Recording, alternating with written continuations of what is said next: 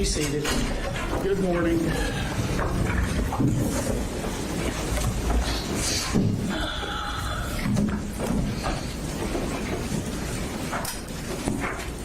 All right, Ms. Brooks, I believe I cut you off yesterday. If you're up, we need, thank you.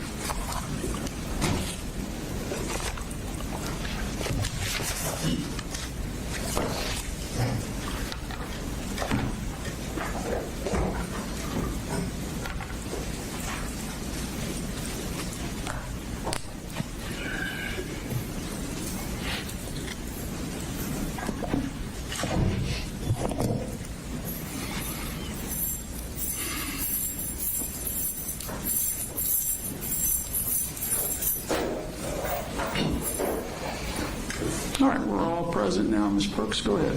Thank you, Your Honor. All right, Investigator Gilliland. So we kind of ended yesterday after talking about all the mass shooters the defendant copycatted in the steps leading up to the shooting. Did he also copy or mimic other mass shooters when he committed the mass murder at Apalachee High School? Yes, he did. Okay. So we're going to bring up this graphic. Can you kind of generally tell us what this is, and we're going to get into more specifics as we go through it. So this is a chart that was created. The left-hand side's gear, and so it's different types of gear that was present or used during the shooting at Apalachee. And then each column is a different shooter, ones that we've talked about, one that we didn't really talk about. There's a check mark if each one kind of had the same thing. So if you look at the top column, an AR-15 firearm was used by all of the mass shooters listed on the chart. And then going to the next one, the .223 rounds was also used in all of the mass shootings.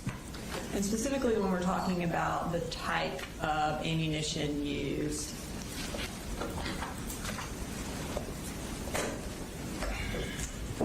did the defendant specifically reference why he was, I guess, going to use this particular ammo? Yeah, so this slide shows more Discord records from May 20th of 2023. And he says, sadly, ammo prices are going up. I've stocked up on .223 rounds, the same rounds Adam used in the shooting, referring to the Sandy Hook shooting. And ultimately, is that the type of rounds that the defendant used when he committed the mass shooting at Apalachee? Yes, ma'am.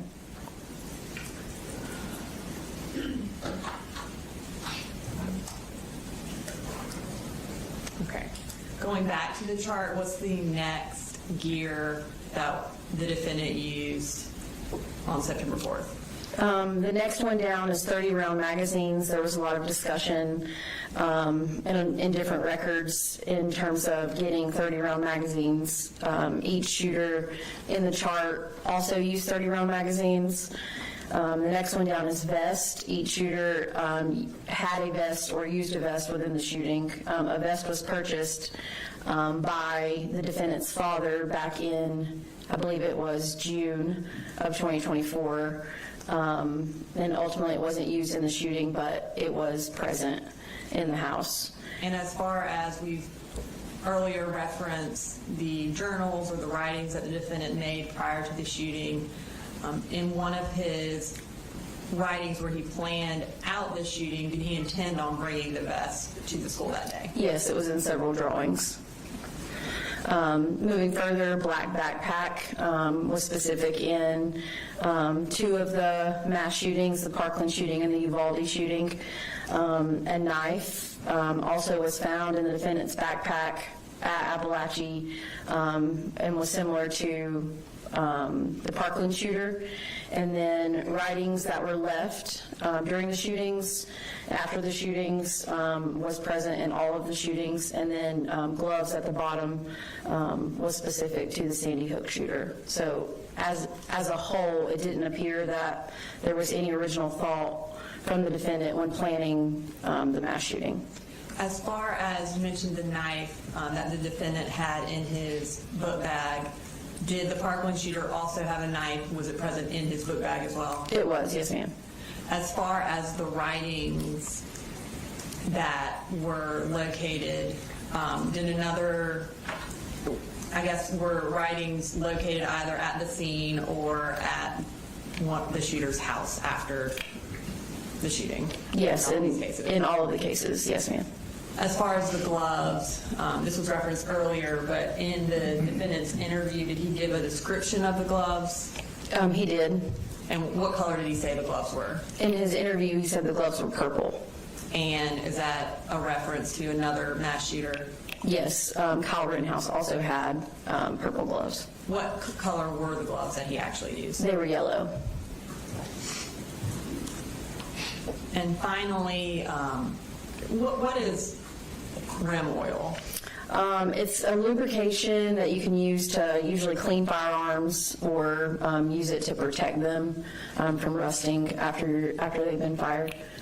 And did the defendant, was he the only one of these various mass shooters who brought rim oil to the shooting? Yes, that's correct. And can you explain this, based on your review of the records, was there a reason why he brought that? It appeared to be. So in the Google records, there were a lot of Google searches referencing gun jamming drills, what to do if your gun jams.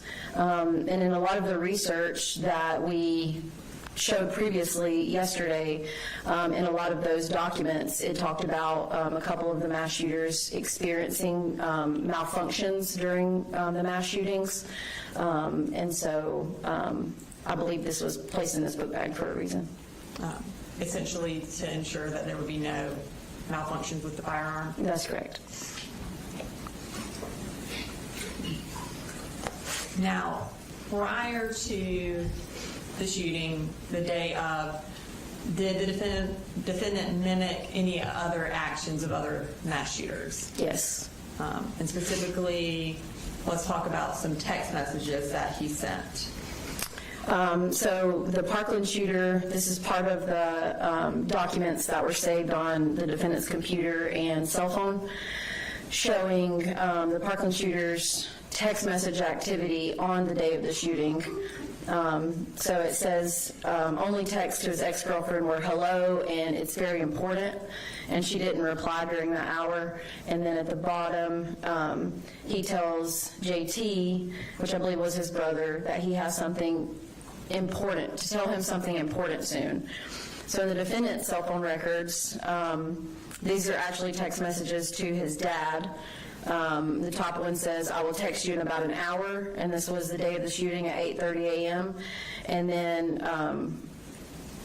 1 second after that, he says, it's important, so please answer when I do. So I found that these were very similar in saying that there was something important soon coming, and they were texting their loved ones.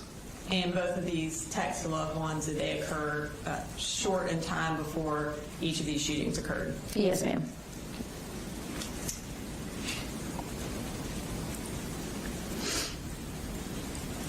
Okay, so now, in addition to kind of copying text messages prior to the shooting, was there a kind of mimicry element to where the defendant staged or got ready for the shooting? Yes, and it was in the bathroom. And what did that mimic? It mimicked Ethan Crumbley, which is the Oxford High School shooter. Before we kind of get to the bathroom pictures and showing how they were mimicked, let's talk about what the defendant said about his plan to go to the bathroom. Did he have that in his original plans? He did. He had this. This was from the notebook that was found at Apalachee, and it states second, walk from first to the bathroom. Okay. Now, is that different from what he told Investigator Smith? Yes, I believe he told Investigator Smith that it was kind of a quick moment that he just went into the bathroom. Okay. We're going to play that clip real quick from the Investigator Smith's interview at Bexar County Sheriff's Office. Already had the gun and it was just like that kind of a way that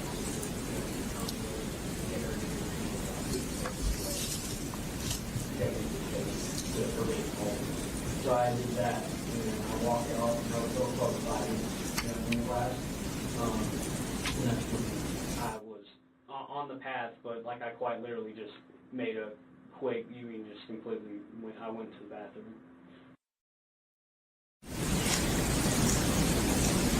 Now, let's bring up this next slide. Tell us about this. These were, on the left-hand side, this is the Oxford Township shooter, where he left his backpack and writings in the bathroom. And then on the right-hand side is the defendant, is the photograph from the crime scene, where he left some items in the bathroom. Okay. And you mentioned Crumbly left his writings in the bathroom. Where did the defendant leave his again? In the classroom. Okay. Now, the defendant actually left his book bag in the hallway. Did he have a different place where he had actually planned to leave it? Yes, in that same writing that we saw earlier, further down on the page. It says, set backpack to the side, pick up rifle with right hand, open stall door with left. So it appears as if he meant to leave his backpack in the bathroom as well. And so his plan was to mimic Ethan Crumbly even more than he ultimately did. That's correct.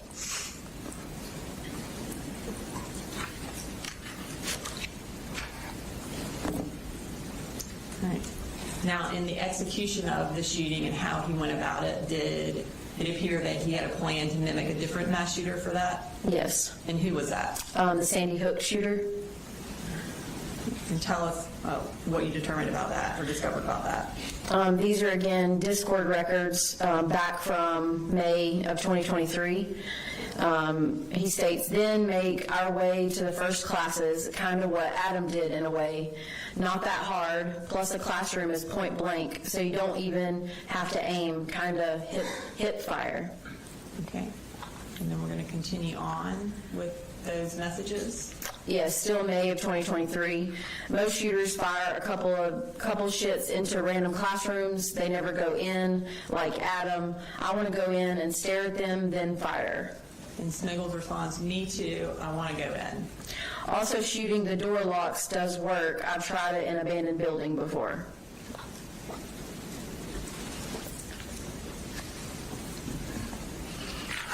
Okay. And so now we're going to move to our final category of evidence of intent and motive. And what is that? Motive seeking fame. Okay.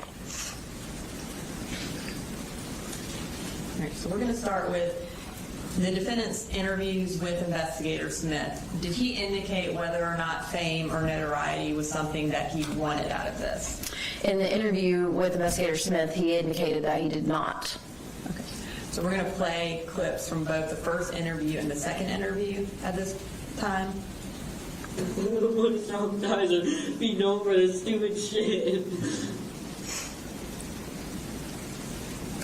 Do you think it's because, you mentioned this earlier, about the attention? Do you think it's the attention Not that at all. keeps the voices away? I personally thought that every true crime that I researched, people doing it for notoriety and attention, that was just absolute bullshit, and I thought it was really childlike. So in the interviews, he indicates that this isn't for attention. What motive did he say in the interview was the reason why he did this? In the interview, he said that he did not want the attention or to seek fame. Did he indicate that it was just because voices told him to do it? That's correct. Okay. In your review of the evidence, including the phone extractions as well as the phone calls, what did it appear the motive actually was? To gain some sort of fame or notoriety from it. Okay, so we're going to start with some more Discord records. Can you tell us about these? These are back from May of 2023. Says, so what school are we going for? Elementary, middle, high? Elementary, I think, would make history. And then a day later, the more fucked up, the more fame. Okay. Again, these are in 2023. He's waiting for the day I snap at culture, continue what he started. And then Smiggles responds, hopefully more people do it after too. He says, right? And she responds, yep. And then he says, I do hope I get recognized, though.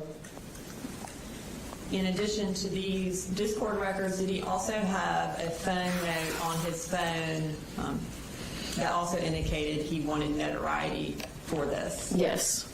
Let's talk about that phone note. So this was dated, again, from the cell phone extraction from July of 2024, titled, says, maybe this is just incoherent rambling, but sometimes I wonder, after I do it, if the victims will visit me as angels, not that I would be able to see them, but that they would be able to see me. I don't know, it's weird. I actually, really want fan art of that so fucking bad. So this is a little over a month before the shooting, and he is planning for fan art of himself. Is that correct? That's correct. Now, we talked about this previously, but he actually had phone notes from crews saved on his phone. Is that right? Yes, he did. So does it appear that he knew that phone notes get released in an investigation of a mass shooting? Yes. Does it appear that his motive for writing this was so that somebody would make fan art of him? Yes. Okay. So our next section, tell the court what this next section is about. The next section is a collection of jail calls between the defendant and his mother. There's approximately 20 calls, I believe, ranging from October 3rd of 2024 into 2025. So ranging from approximately 1 month after the shooting to about 9 months after the shooting. That's correct. And all of these phone calls, are they kind of talking about the notoriety that the defendant has achieved in his mind based on this shooting? Yes, they are.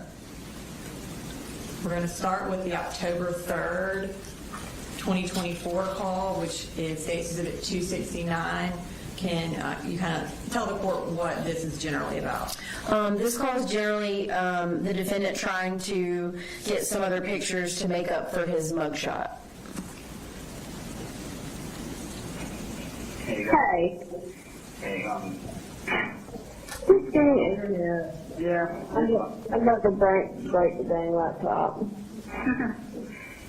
It's been working fine all day, and the shitty thing is I'm supposed to have them. Yeah. The ones you took, send them out. Link. Oh, I will. I don't care what you have to do. We could go anywhere. Order anything, make a Tumblr account, send them out, please. I gotta make up for that mugshot. You got it.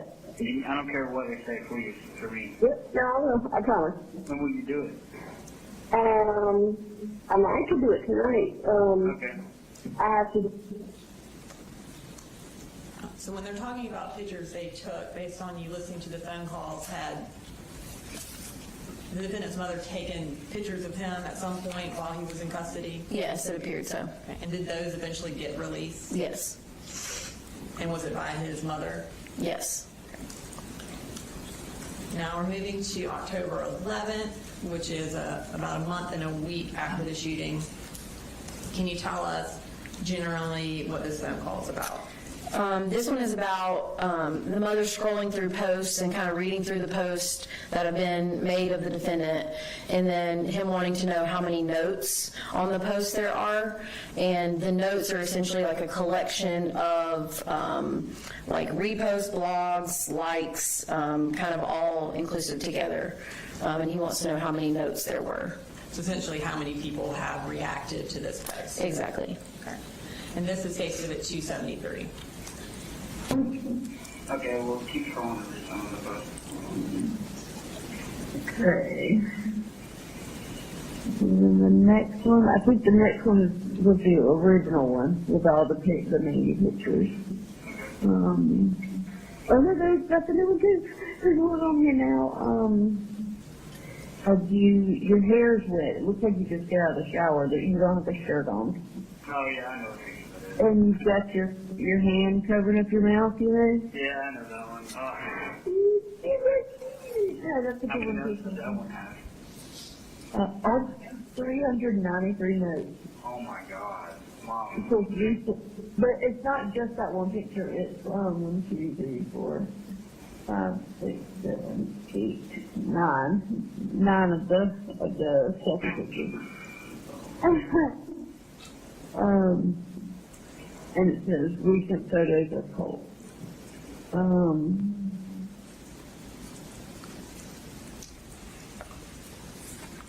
All right, so we're moving to the next day, October 12th of 2024, and this is State's Exhibit 278. Kind of what is this about? This is about the defendant wanting to receive mail. He's so cute. I want to mail him. I've seen a lot of people on here talking about, writing sending you letters and stuff. Yeah. I would. I don't know if I'm able to approve like all of them, but yeah, I'm a minor, so. Yeah. This next one. Okay. And this is now the next day, October 13th, 2024, about a month and a couple weeks after the shooting. This is State's Exhibit 282. Can you tell us what this particular phone call is about? I believe this one is about him talking about gaining more popularity than Thomas Crook. And who's Thomas Crook? He was the one who shot and killed a volunteer firefighter during a Trump rally. And can you believe it, Mom? I took over Thomas Crook in popularity. Take that. Well, you should. You better. And wait till I get out some more pictures, whatever pictures you want me to send. Because, okay, yeah, whenever you call me out, we'll go over some more, because there's some more pictures and posts. I love you. Bye. So after he tells his mom, take that to becoming more popular than Thomas Crook, do they also then talk about releasing more photos or sending out more photos of him? Yes, they do. And again, based on your kind of research, what would be the purpose of them sending out photos of the defendant? In terms of just gaining some sort of popularity. And that would be within the TCC? Yes. All right, now we're moving to, we're still on October 13th of 2024. This is State's Exhibit 281. What is this phone call generally about? They kind of talk about, there's a TCC quiz, which shooter has the most annoying fans, and then ultimately the defendant talks about being compared to being in the big leagues. And by being in the big leagues, like the big leagues of mass shooters? I guess if that's a thing. It's from that same person. It says it's like a quiz or like a thing. The TCC person has the most annoying fans that make you want to end it, and it's got all the different school shooters.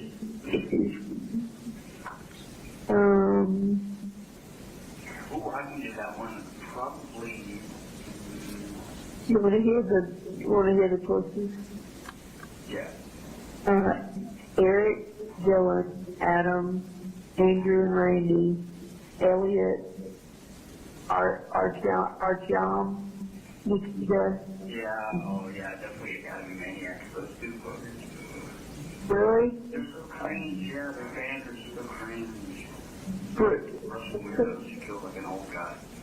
Who is Brenton? Brenton Tarrant. Yeah, he's the Muslim guy. I remember that killed 51. Dylan, Joe, and Colt. Am I on there? This is messed up, but like, I'm being compared. I'm in the big leagues, bro. I'm done. It's not a bad way. I mean, Do they appear to laugh after he says, I'm in the big leagues? Yes. Now we're moving to State Exhibit 285. This is still on October 13th of 2024. Can you tell us what generally this one's about? This is the defendant talking about being possibly the youngest school shooter, and then also being, later on in the call, also being compared to the Uvalde shooter. I was thinking about it, like, wouldn't I do this shit like one of the youngest, like, school, what? Yeah, you are. And I think so, like, because Ethan probably was, at the time, the youngest, and he was 15. Yeah, I've seen that several times in like the news. Yeah, Like that. I can't remember if they said you were the youngest or just one of the youngest. I'd have to Google it to make sure.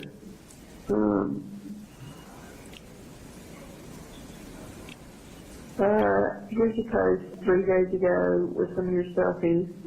It says the new suspected Colt Gray photos give off Salvador Ramos feels. Dude, true, because, like, Mandy and Caitlin said I look like Sal so much with my dark hair. Salvador Ramos is the Rob Elementary School guy. Okay. Just look up some of his selfies. With the dark hair, I can see it, to be honest. Salvador. It's kind of weird, though, because I'm going to be honest, like, most of the TCC girls, like, who aren't, like, minors, they honestly give off really big pedo vibes, so I know they're probably having a fucking field day with me. It's messed up, but it's like, You have 1 minute remaining. Salvador Ramos really does look like you a lot. That's crazy. All right, so now we're moving to the next day, October 14th. This is State's Exhibit 286, and what generally is this about? This one is generally about the defendant asking if his mother has made a shrine of him yet, and about getting copies of photos and bringing them and printing them out. no, when I get the FaceTime, you can show me the art and stuff. Heck yeah, because then I can show you all the pictures. Oh my god.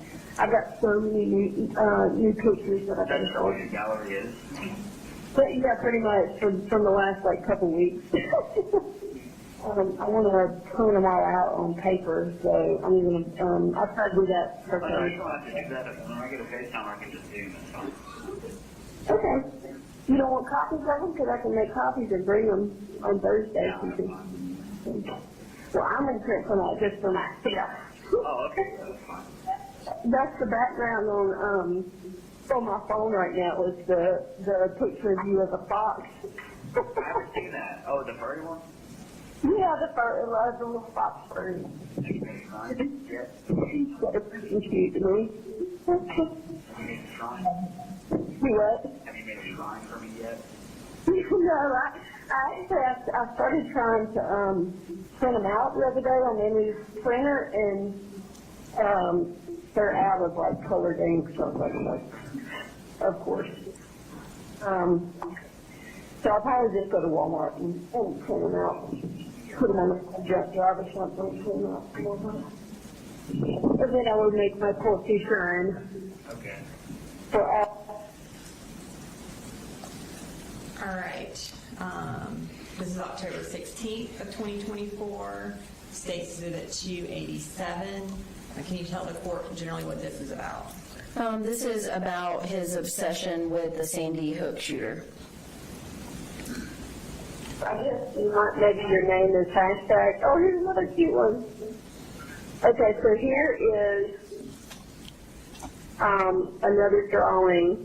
Somebody said, can you draw Colt Gray eating a burger? And so it drew kind of like a little cartoon character, kind of anime looking, but a little more realistic. And you're just eating a hamburger, and you have like a little thought bubble coming out from the side of your head, and it's got a picture of Adam Lanza with his gun. I wonder if you found that on my Adam discussion. I don't know. I don't know whether it's that or whether they're all just so obsessed with Adam that they just automatically. The one that's, you know, as an army trooper. That was so cursed.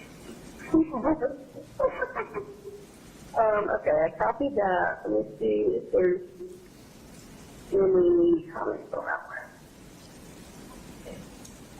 Oh my God, there's 132 notes on this one. Which one? 132. So when they were eating the burger and thinking about Lanza.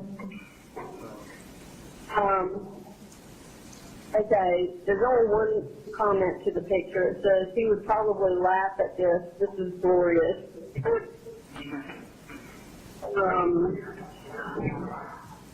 Okay, next one.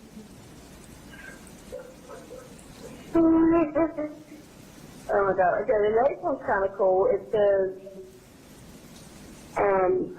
it stops and says, in the club, we all fam. You have 1 minute remaining. It's got pictures of like all the main school shooters, and you're there too.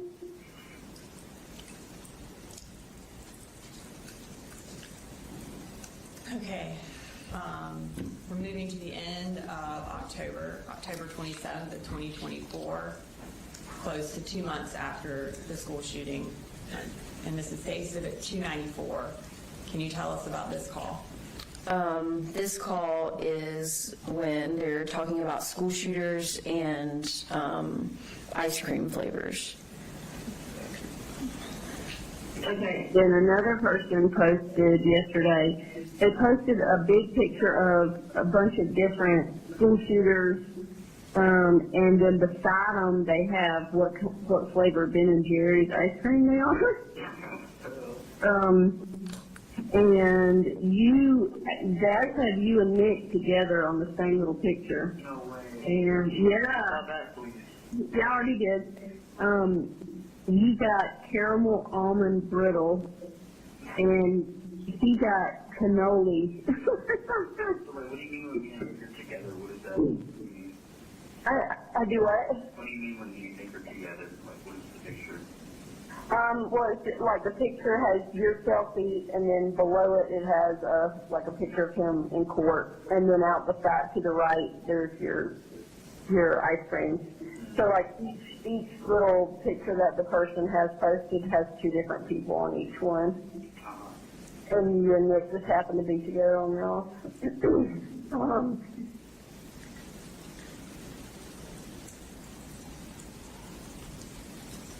All right, so again, October 27th, Exhibit 295. What are they talking about here? This one, they're talking about a BBC documentary. And is this something that the defendant's excited about? Yes.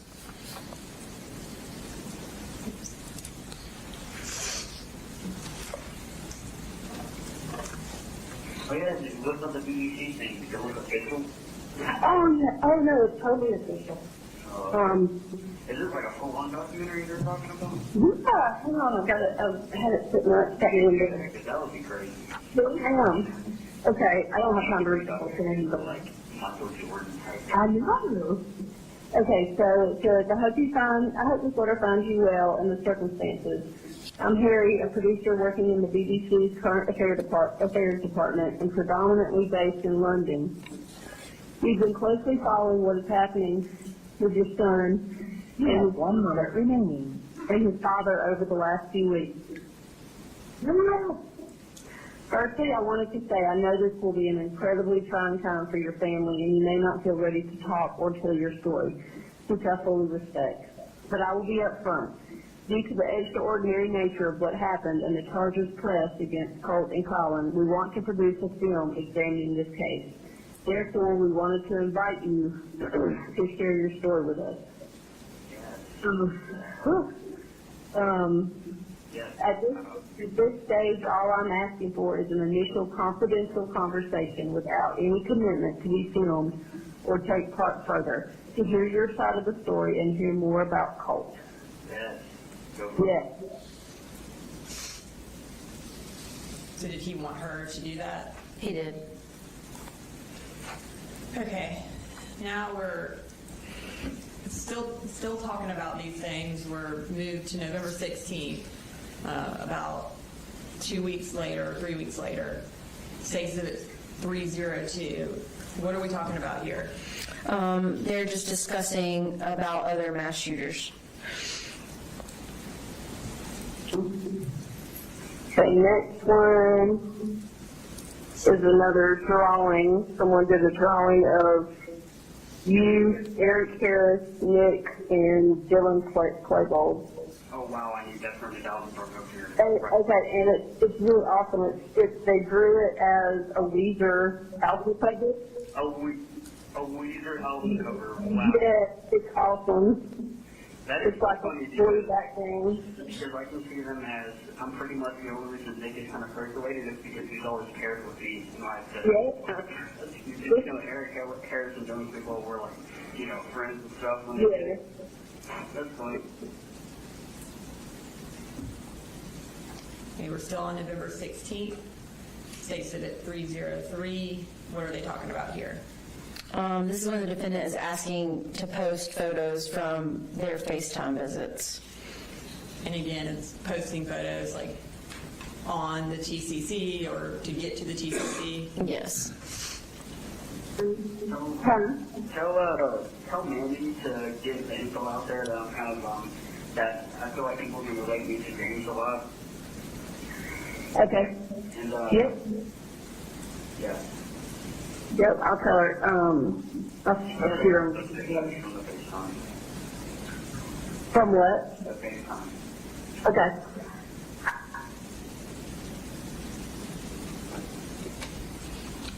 So now, November 23rd, about a week later, 2024, State Exhibit 307. What are we talking about here? What are the defendant and Marcy discussing? This is where they're comparing the defendant to the Columbine shooter. Okay. So the very first one that pops up is kind of funny. It's a picture of like an old living room, like looks like from the 70s or something. And it's a picture of you sitting beside, who is that? Dylan. Colt and Dylan, but y'all are sitting beside each other, and it says they're talking about the JQ. You know what that is? I have no idea. Can you say that one? Because I want to see it. Yeah, I will. That's crazy, dude. Do you remember that you see like art of me and like one of the online shooters? Yeah. We kind of look alike, like really. But So just to be clear, did he actually say, did you ever think you'd see me drawn with one of the Columbine shooters? Or see art of me? Yes, ma'am. All right, moving to State Exhibit 310, which is November 26th of 2024. This was around Thanksgiving. What's this call about? I believe this one is also mentioning big dogs again. The first one is, looks like just like a pistol sketch of different school shooters. You're on there, Adam, Dylan.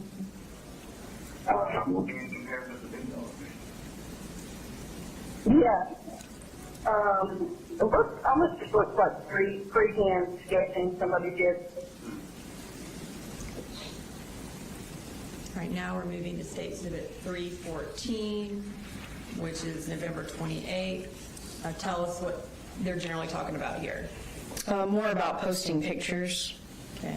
And are they specifically talking about, in this one, the defendant wanting Marcy Gray to search on a particular area for him? Yes. Is that the Reddit mass killer site? Yes. Okay, you want me to search for what? Go to r/masskillers. Or, Just actually type r/masskillers. So say that one more time. don't actually say r/this or stuff, and then the stuff will pull up. Okay. You see it?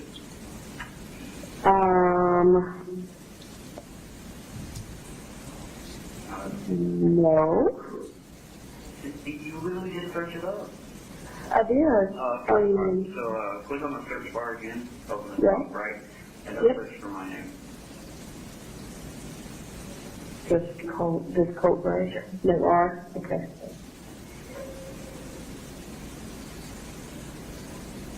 Okay. That's all. Yes, and that's where I'm being. Okay, you want to just read off a couple? There's one that's just r/Colt Gray. There's one, the next one is r/Insane People Facebook. No, go to r/Mass Killers and search it up. Because if you're a sub, if you're on the sub page, you're searching up stuff in the sub. Yeah, but I'm telling you, it didn't, when I typed in RMS, it didn't tell you It's that. gonna pop up r/Mass Killers with 185,000 members in the subreddit. Okay, spell it. Maskillers.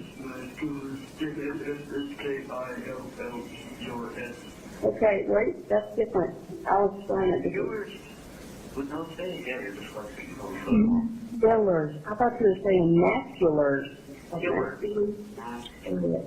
How's it done? God. That's not my fault. You're speaking clearly. Oh, yeah, because I'm randomly going to tell you just for masculine. Okay, there's no, Are you on the front page? I'm on the list of posts. Alright, so look the search bar again up there, Mhm. and it's decided to say r/Masculars. Say that again. Okay, Say r/Masculars in the search bar.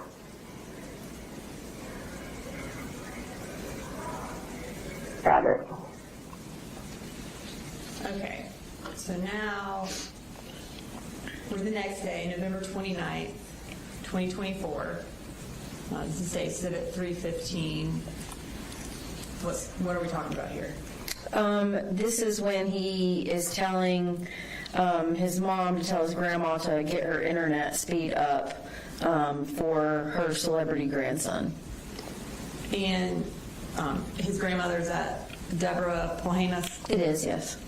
When Marcy is talking to the defendant, are there times where his grandmother's around and that you know she's around based on the conversation? Yes. Is that a lot of the time, some of the time? Prior to, I believe, February of 2025, it was some of the time.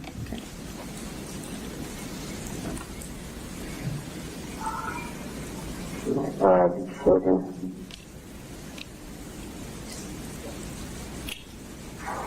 Are you typing it or what?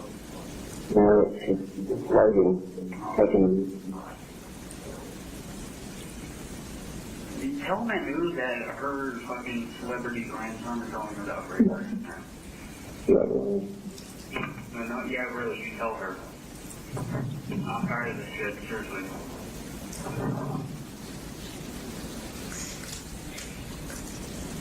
All right, so now we've moved a couple of months. We're in January 27th of 2025. It's almost 6 months after the shooting. This is State Exhibit 326. What are we talking about here? They're referencing a couple of other shooters as corny. Okay, next one, 3 days ago, it says, now with his 2 new corny ass shooters, I'm starting to appreciate Colt more. Oh, sorry, bro. Corny, I'm not fucking stupid, bro. Yeah, listen, now,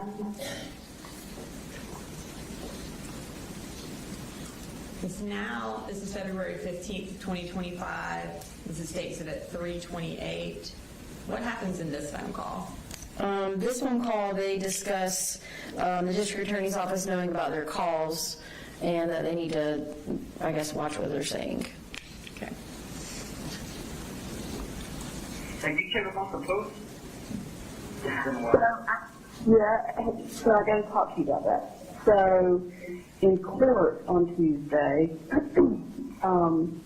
the defense attorneys were discussing everything with my attorney, and apparently they said that the DA had given them audio and video of me talking to you about, like, school shooters and stuff like that. Even though, I mean, we haven't talked about anything, I don't think inappropriate, you know, but they're trying to say that I'm, like, encouraging you to commit murder and just ridiculous. Yeah, just ridiculous stuff. That's just fucking retarded. Yeah, it's so stupid. But you know, of course, they probably have no idea what PCC is, none of that. Oh. Oh, okay.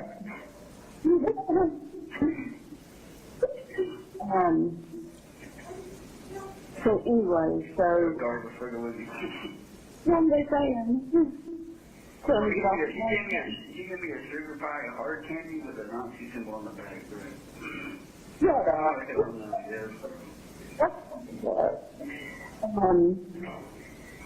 But anyways, I gotta be careful about what we talk about, on the phone, I guess, because, I mean, I don't know, I just gotta be careful about what we talk about going forward. I told my attorney, you know, that you had some friends on TCC that, you know, you were really close to you, and so I was just keeping y'all in contact, and I mean, nothing that was shared between y'all was inappropriate in any way whatsoever. So, just for the record, for the video that they're recording of us right now, I'm in no way encouraging my son to commit murder or any ridiculous stuff like that. He's extremely remorseful for what happened, but I'm the only person that he has on this earth right now, and I'm going to do whatever I can to have some sort of normalcy. Oh, yeah, I say fuck you. Oh, some fucking, like, Yeah, fuck it's that, true. gummy ass, fucking liberal trash garbage. Dickhead. Thank you. So, That shit is so fucking lame. so yeah, but I hope y'all make sure that you share this conversation as well with anything else that you have, because y'all wrong. I know y'all are wrong for that. So, anyways, hang on, because I think I have some messages from. Yeah, I guess just read the messages. I won't even make you look at those if it's gonna be that fucking anal about it. Yeah, at least for now. Okay, so. So in that phone call, when Marcy Gray is talking to the defendant about she was keeping in touch with his TCC friends, is that the Sniggles and the Mandy from Discord that he was talking about shootings with? Yes. And so from these phone calls as his peer, she is actually continuing to communicate with these people? That's correct. And is that on the defendant's behalf, like at his request? Yes.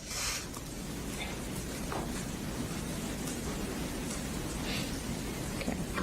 So now we're up to March 15th, a month after Ms. Gray indicated that they needed to stop discussing these types of matters. This is 2025, stays at 3:30. What are they talking about here? Wanting to know what the TCC is saying. Like about him, I guess? Yes. Something I wanted to tell you is, you know, the pictures I took of you during the FaceTime thing, Yeah. and I sent to Mandy. Yeah. Well, apparently she leaked them, and they're out there. So that's Remember, not I true. told you to tell her. I thought you were releasing them. I did, but apparently she did it anyway. So No, I was the one who told you to tell her to release them. oh, she released them. Yeah. I was thinking I told her not to release them. Okay, well that then. Told her. Remember when I told you to release the jail pictures? That's what I meant. Yeah, now that you mention it, I remember. How do you go out there? Because I've seen them Oh. on PCC. Really, what are they saying about? They really haven't said anything specific about those pictures. It's like people have just started, like adding them to, you know, selfie Can we look at those real quick? Yeah. Alright. Here, take it. Yeah, no, those are the one we wanted released. Okay, good. Well, that makes me feel better. All right, so now we're going to move to the final phone call, and this is from May 6th of 2025. What happened on May 6th? There was a court date. Was it a court date for the defendant? It was, yes. And are they kind of talking about what people are saying about Yes. the defendant after that court date? Yes, they are. And this is State Exhibit 332. Next one, another screenshot. It said, they did him so dirty, let him have his long hair. Next one is a screenshot of you today, and underneath it is your mugshot. And as soon as they fucked him up. Oh, everybody's missing your blonde hair. Next one, a screenshot, and it says, Colt's hair got chopped. Oh my God. Next one, screenshot, it says, they hit the fucking Pentagon. I don't know what that means. That means like something crazy just happened. Oh. Oh. Okay, next one, says, next one, more screenshots from today. And underneath it in caps it says, his hair, but he looks so good still.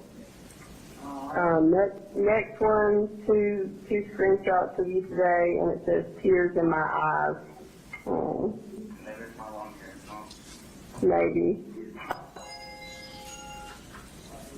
Ooh, the next one is really cool. It's catching drawings of you with your long hair. It says Colt Gray I drew a while back. Hope you like it. Oh, yeah. These are really cool. Can you tell Mandy that I'm going to grow my hair back out? So I don't have to worry. Absolutely. Tell her that and tell everybody that I'm going to grow it back out. Okay. Okay. Yeah. I'll let her tell everybody. So at the end of that, is he giving Marcy instructions on getting more information out to the TCC about himself? Yes, absolutely. I think we just spent about 45 minutes listening to call after call after call of the defendant just talking about kind of where his notoriety is within this TCC. Is this just the tip of the iceberg? Is this all they talked about every time they talked? Yes. Okay. Do they appear to ever get tired of talking about it? No. All right. So that was our last jail call. We're going to move to this final little portion or little section of the presentation. In addition to all these jail calls and Discord records and phone notes where he's talking about being famous because of this, what other evidence was there of this motive of seeking fame and committing this mass shooting? There were a couple of memes that I added to the presentation. Okay. And were these memes that the defendant had saved on his phone? They were, yes. Okay. What's this first one? This first one is a photograph of David Hoggs, who was one of the survivors of Parkland.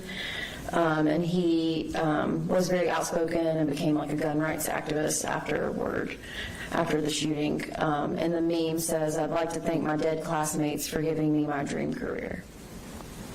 And then this final meme that was saved on his phone, what does it say? It says, "If you do right, no one remembers. If you do wrong, no one forgets." I don't have any further questions for you. Cross, Mr. Allen.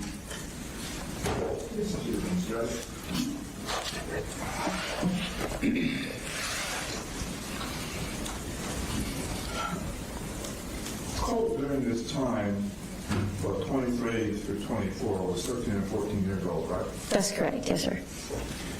And those phone calls with his mother, she's engaging, she's interacting with him. Yes, sir. And she's kind of like she's encouraging him, right? It appears so. But now this is the same mother who a few months earlier tried to threaten him, right? I believe so. And you had worked on a similar kind of presentation for Colin for this trial, right? Yes, sir, I did. And in that one, you were juxtaposing some of his texts and some of his searches to show how his actions related to Colt's actions, right? You're talking about Colin Gray? Yes. Yes, sir. And in that, you outlined the various times Colin failed to get help for Colt, right? That's correct, yes, sir. And how he never followed up with any of the psychological services that they had discussed. That's correct, yes, sir. And there were some texts where Colt was asking for some help with psychological services, right? That's correct. And within that, we also saw Colin had done searches for safes, but bought ammunition instead in his Google searches, right? That's correct. Okay. So now we've got conversations with Colt, with his mother, and they're actually interacting positively, even though it's a perverse topic, right? I think that's questionable, but if you say positively. I think they're not fighting with each other. They're on the same page about these conversations. They're not fighting, that's correct. And she's not threatening him. That's correct. And even though the topic is something that they shouldn't be doing, they're still getting along. They're interacting together, yes. Right. And she was not the only person that called him during that time, was she? No, he spoke with his grandmother as well. Okay. And did he also speak with an aunt? I believe a few times, yes. And those conversations didn't have the same quality with the notoriety aspect, getting pictures out aspect. That's correct, yes, sir. Okay. So that was only with his mom. Yes, sir. Wow. All right, you should be excused. Just a brief follow-up.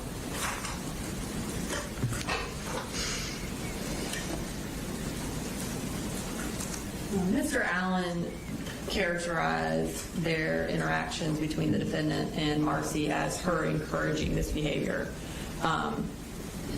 Would you also characterize it as it's actually the defendant who is directing Marcy on what to look up and what to find? Yes, it appeared that he was asking her to do those things. And is this the topic that the defendant introduced into the conversations? Yes, it is. And he's the one who wanted to talk about it? Yes, ma'am. Thank you. Nothing further. Anything else, Mr. Allen?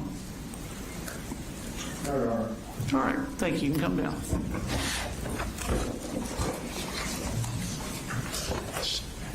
Does the state have additional witnesses? All right. State rest, why don't we go ahead and take 10 minutes and then we'll proceed with whatever the defense says. I did have a witness that we were going to hear about soon, and I have not yet gotten a link to it to him. I'm being told it was sent yesterday. If you want to step into the office, I'll put you with Mandy and we'll make sure you get it. Is that going to be the first witness? Yes, sir. All right, we'll set Zoom up as well.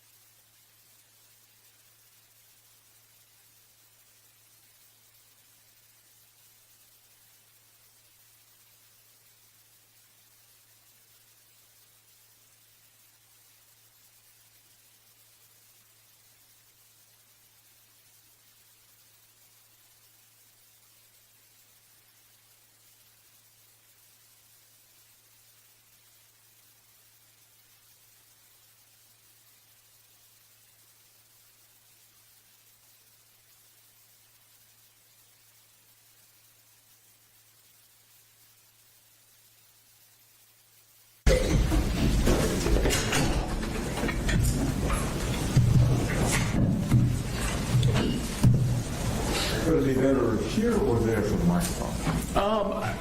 With the state's witness, they did it at the table, but honestly, wherever the witness can hear you best, I'm fine with. I'll try over here first.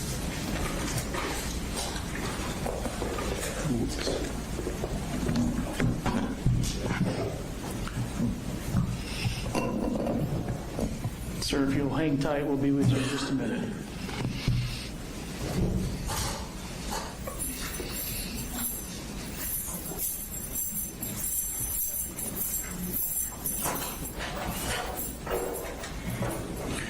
All right, for the record, we're all present. Mr. Allen, you can call your first witness. This time, Judge, I would like to call Stephen Baker. All right, so Mr. Baker, you're appearing by Zoom. Are you able to hear and see us okay? Yes, Your Honor. And are you able to hear me? I can hear you, yes. Thank you. Would you please raise your right hand? Do you solemnly swear or affirm the testimony you're about to give today will be the truth, the whole truth, and nothing but the truth? I do. Would you please lower your hand and introduce yourself to the court? My name is Stephen Baker. I work at the Department of Juvenile Justice as a detention counselor. Are you familiar with Colt Gray? I am. How are you familiar with him? Well, I was his case manager in the facility and primary detention counselor for about a year and a half. Okay. Mr. Baker, let me get you to try and speak up a little bit or increase the volume on your mic. I think I've done all I can on. I'll move it closer and see if this helps. Helped a little bit, thank you. Yes, and during that time, did you have a lot of occasion to interact with Colt? I did. Okay. Did you have like meetings once a week? How did that work out? I had meetings at least once a week, most of the time, several times a week, 2 to 3 times a week. And it's a small place, so I would see him every day. And as his counselor, what kinds of things would you discuss and work on with him? Well, I'm not a mental health counselor, so primarily we would go into programming and how we do in the facility and talk about social skills, life skills, things like that. What kinds of programming was he involved with there? Well, we had him enrolled in our skill training group, which talks about pro-social skills group. So we did that first, and he completed that. He also completed a pre-up class, the Prison Rape Elimination Act, federal law. We have to do a class on that for every youth that comes into the facility. So he completed that. And then he moved on to advanced skill training, and then he completed that program. And he did Many Merging Two Worlds, which talks about getting jobs and prepares them for life outside the facility. We were trying to get him through all the programs we had. Because the length of time he was there, so he completed that. And then after that, he was volunteer for advanced skill training, even though he'd already graduated. And did he go into those programs cooperatively? Did he work with you folks on? Yes, he was very cooperative. Okay. Would you say during the time that he was there, he continued to advance in his programs? In the programming group, yes, he did. Okay. How was he behaviorally with the other folks in the facility? He got along well with most of the people in the facility. Some he got along better with than others, but he was behaviorally pretty good. Did you have any occasion to know whether or not he was involved with psychiatric services there? Yes. Okay. But you were not his psychologist or a psychiatrist of any fashion, right? Correct. Okay. So, do you know whether he was compliant with his appointments when they set them up? Yes, to my knowledge, he was compliant. Now, at the beginning when he first came in, to your knowledge, was he on any kind of medication? Not to my knowledge when he first came in, other than I believe his mother had given him something that wasn't prescribed. But other than that, when he came into the facility, I don't know of any medication. Okay. And were you aware whether or not during his time there that they prescribed him medications? They did. Did he confide in you as to whether or not he was compliant with taking them? He would talk to me about it occasionally. I believe he talked to his mental health counselor about that, with the psychiatrist. But he did tell me that they were going to put him on medication, and then after he was on them, I would ask him, "How are you feeling?" And he would tell me how he was feeling, and that sort of a thing. He was basically compliant with the medications. Sometimes he would refuse to take them, but then he would start taking them again. Did you notice any changes in his behavior from the time he was not taking them till the period that he was? Well, he seemed to have a lot of anxiety, and when he started taking them, he seemed to calm down. But it would ebb and flow. And can you describe what kinds of behaviors you're interpreting as anxiety? Certainly. He would come in the office and just talk about things that were bothering him, and nervous, anxious feelings he was having. And that's what I would interpret as anxiety. He had social anxiety. He would sometimes get where he didn't want to come out and participate in programming. He would come and see me, and he would see the mental health counselor, but other programming he just wouldn't want to get out and participate. And during the time that he was going to the mental health counselor, was it your observations that he went on a regular basis or not? Yes, he went on a regular basis. Okay. And he's no longer in your facility, is that correct? That is correct. Do you know the reason that he was transferred to a different facility? I don't know all the reasons. I do know that one of the reasons is because we had lost our mental health counselor, our full-time mental health counselor, maybe a couple of months before, and it was really felt that he needed a mental health counselor, someone that was full-time, because he would come see me, but I'm not a mental health counselor. So I know that part of the idea was to move him somewhere where he could get more intensive mental health help. While he was at your facility, did you notice or observe any kind of aggressive behaviors that he would initiate on someone else there? No, not that he would initiate. He did sometimes become angry, but it was very rarely, from my observation. And at the times he became angry, was he able to manage that, or did you need to call somebody from the mental health facility to help him? He was generally able to manage it. He could be talked through it. So during the time that he was there, you said 1.5 years, approximately how many months was he on medication? I would have no way of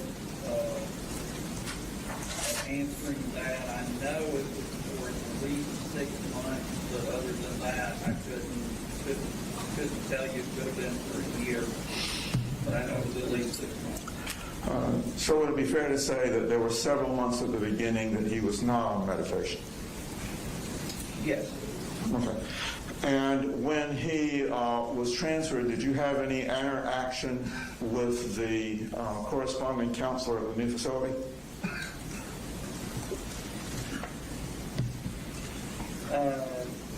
I talked to the, you're talking about when he was transferred this last time. Yes. I talked to the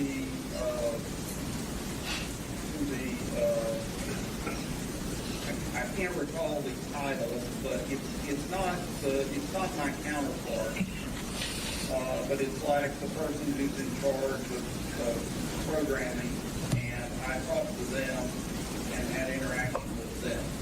Yes. And did they indicate he was settling well in his new facility? Yes, they did. Okay.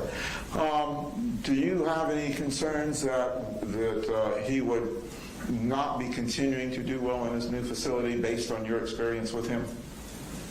No. Okay. Thank you. That's all I have, Judge. Cross? Thank you, Your Honor. Mr. Baker, can you hear me? I can. My name is Brad Smith. I'm with the District Attorney's Office. Thank you for being with us today. When you said you were Colt's counselor, do you have a time frame of when you first met him and where was his counselor? Yes, I believe it was around April the 9th of 2024 when I first met him. Well, so he didn't go in until September of 2024. Okay. Then my time is off. Do you think it was April of 25?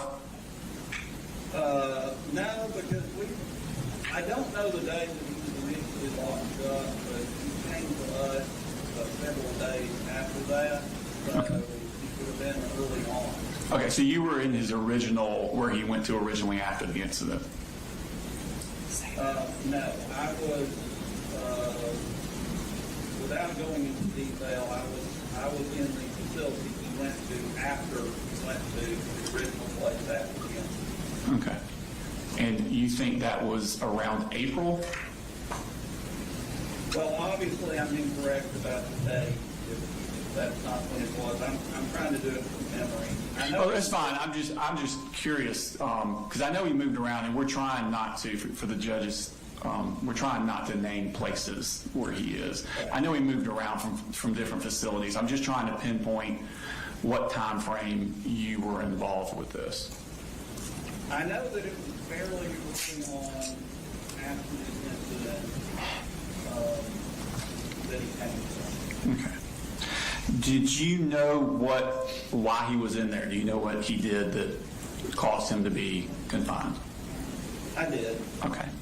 And have you seen, I know you're on Zoom now, have you seen the state's presentation of evidence over the last 2 days? I have seen some of it. I've read reports and I've also watched some of it. Okay. So are you aware of the evidence we presented about communications Colt had when he was in jail after the incident? I am. Okay. Are the rules based on communications in and out, are they basically the same for each facility? They are. Okay. And would those communications, are there certain rules about them and protocols about what would be appropriate communications in and out towards the children that are in your care? Yes. And what would those rules be in general? I know you don't have it in front of you, but just in general, your knowledge of that. Well, we have policy and rules on that. I mean, in general,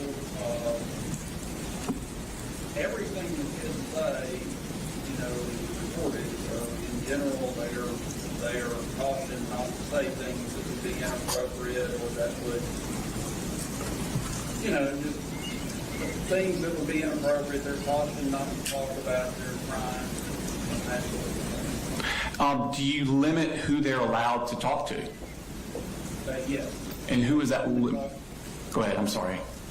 I'm sorry, they can only talk to people when they're approved contact with. And would fans of school shooters be people that he would be allowed to communicate with? Absolutely not. Okay. And so if he were to be finding ways to get messages to those people, that would be skirting your rules, wouldn't they? It would be. Okay. Do they have certain rules about what is allowed physically to be brought in to the facilities? Yes. Okay. And is he allowed to have personal effects in his cell? Or, cell's probably a bad word, a room he stays in? He's allowed to have some items, not a lot, that they can have a few photos and a few other items, but basically what they have is what we give them, not personal things. Okay. And these photos he is allowed to have, are they allowed to bring in offensive or violent content photos? Absolutely not. And do y'all generally screen for those things? We do. Okay. Would he be allowed, as part of your rules, to have photos of other school shooters on his walls? No.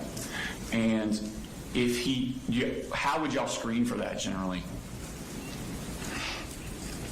Well, if photos are brought in, they are checked by someone in security, different people that we check, that they will be sorted through and checked, and then there are room checks that go on where they will go in the room and check if contraband is in the room. Okay. So, And that's what. if a person in your facility was trying to get around that and pick particular photos that wouldn't be as noticeable, would that be trying to skirt the rules? It would be. Okay. Were you aware of the phone calls where he had with his mother where he talked about having pictures of school shooters on his wall? I was not aware of them until after they had happened, and he was no longer allowed to talk to his mother. Okay. So at some point, y'all cut off the communication with his mother? That is correct. Okay. That's all the questions I have. Thank you so much, Mr. Baker. Mr. Allen, do you have any redirect? Yes, Judge. Go ahead. Was this room screened and searched every day, or at least on a regular basis? Mr. Allen, I'm having trouble hearing you. Sorry, I turned off the microphone. Was his room screened or searched or swept on a regular basis? Security does a check. I'm not sure. See, I'm not in security, so I don't know if they check the room every day. That may be so, but I know that they get checked on a regular basis. And do you know whether or not any contraband or inappropriate pictures was found in his room? I do not know. Okay. And nothing was ever brought to your attention then, I guess, about them finding something in his room? No, not that I recall. Would it be part of the policy that if something were found in the room, they would report it to you as his counselor? No, they would create an incident report, but that doesn't mean they're considered. Okay. Would you be privy to the incident report? Yes, I could look at the incident report. Okay. And right now, you don't recall, do you recall any incident reports that were filed with any rule breaking or contraband in his room? I do not. And you had indicated that the calls with his mom were cut off. Do you remember what time range that was, after how many months he had been there? I don't recall. Okay. Thank you. That's all, Judge. Anything else, Mr. All right. Mr. Baker, thank you. You are free to go. Thank you. All right. Will we need Zoom anymore? Not for me, Judge.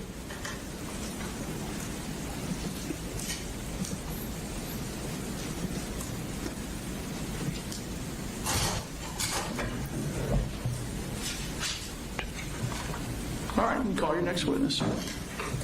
Your Honor, I call Candace Gross to the stand.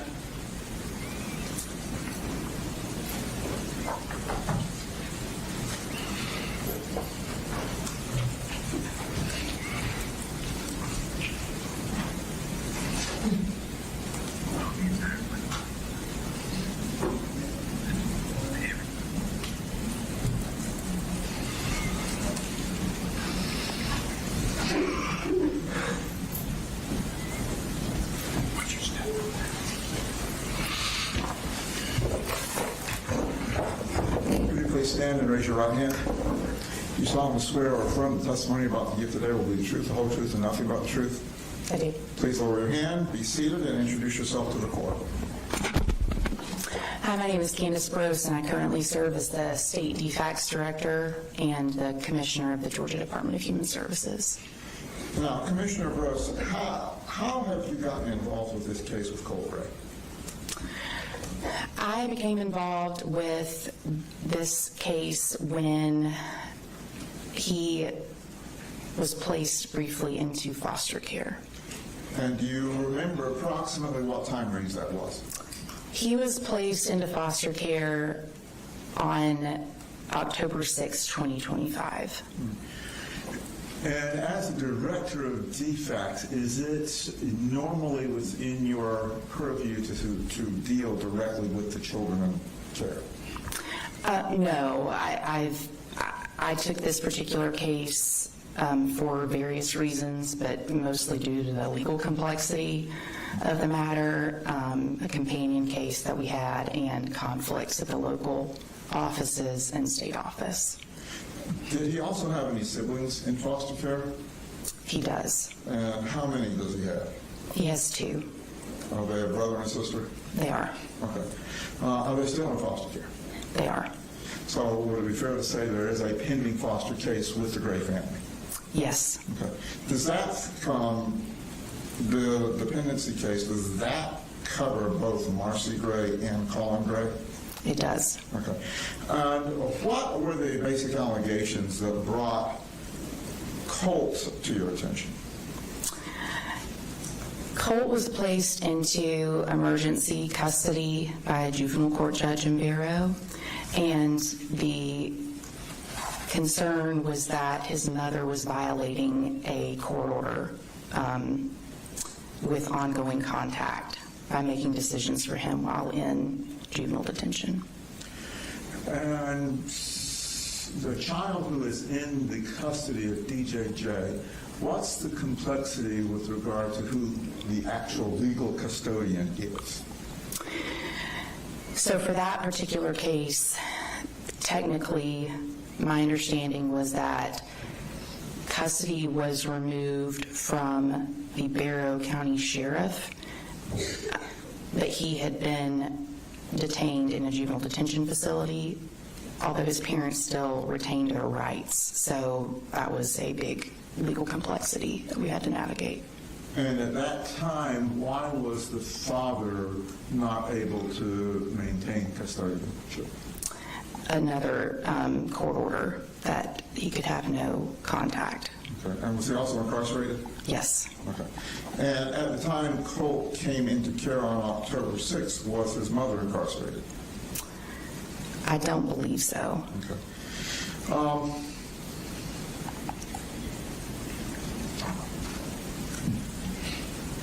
With the current open DFACS case, are there any ramifications that still potentially impact Colt? Yes, there are many. Okay. And without belaboring the point too much, can we kind of get to what are the main concerns that you and the department have regarding the Gray family, both with Colt and his brother and sister? His parents, their parents had extensive history with our agency over several counties over the years, recent years. And we also have that open foster case with his siblings. Over the years, we've had difficulty getting compliance from the parents, but primarily from their mother. And that is a big issue right now in the foster care case. And you said that there's extensive history. Does that history mean that the children were brought into foster care previously? No, they weren't, but we had involvement in that. We had to make safety plans, service referrals, accommodations with what parents could actually provide caregiving capacity based on the allegations at the time. And in your capacity as director, do you have access to that history and all those files? I do. Okay. What kinds of parenting issues involving Colt, as well as the others, were raised in some of those files?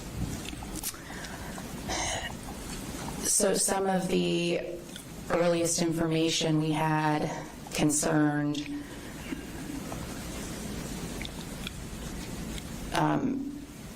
truancy, physical abuse, substance abuse, domestic violence, verbal abuse, inadequate supervision. I mean, there's a plethora of issues that we've encountered over the years with the family. And in your review of the cases, were there any indications that any of the children needed like psychological counseling, therapeutic support? Yes. Are you able to describe any of that, especially with regard to Colt? Yes. It'll give me just a second. I'm pausing in part just to make sure there's certain things that I keep confidential but properly describe it. There were concerns involving Colt's behavior at school, and there were, not too long after that, there were concerns raised about physical abuse by specifically their mother, involving Colt specifically. And that was an investigation that we formally opened, that across a few months we talked to various people, family members, the children, and we made a safety plan with some referrals for services for like therapy, if I recall correctly. And to the best of my recollection, the family did not follow up with those. So what we had done in that particular case is, once we did our investigation, we closed it, but we had those referrals made out to designated service providers, and what we expected is that with noncompliance, we would hear back. That did not end up being the case, although we still would have we'd have additional reports not long after that. Mm-hmm. The parents were married, right? Yes. Okay.